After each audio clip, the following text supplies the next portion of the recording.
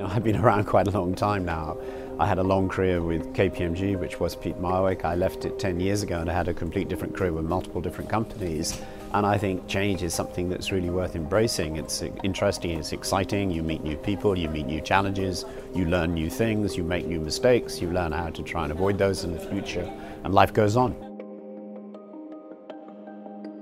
At the moment we're into this sort of slightly protectionist, nationalistic, populist environment in a number of different countries. At the same time, the global economy, is generally speaking growing pretty strongly through the output of quantitative easing and after 10 years of recession. So we're in a kind of strange sort of bipolarity of where we are. I think what we've got to do is remake the case for globalization, for free trade, remake the case for responsible capitalism, because that is the best way to encourage growth, increase living standards and productivity. And we've got to keep an open attitude, to the inevitable impacts of globalization, but make sure that we're investing, that we don't leave people behind when industries change, when technologies change. So I think these are the challenges of the next 10 years, that we don't forget the lessons of the past.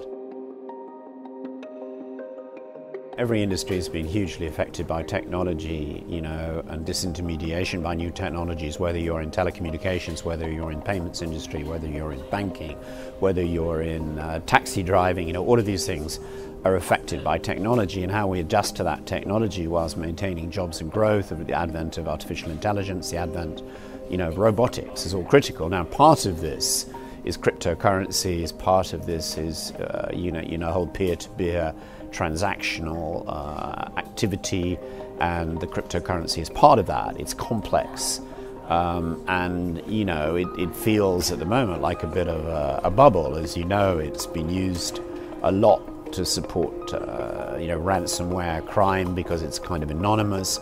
And as we see some authorities around the world reacting against cryptocurrencies, it's the same. It links into the whole blockstream issue on ledgers and disintermediated ledgers and how we trade. So there are huge issues here that we have to sort of grapple with and try to understand.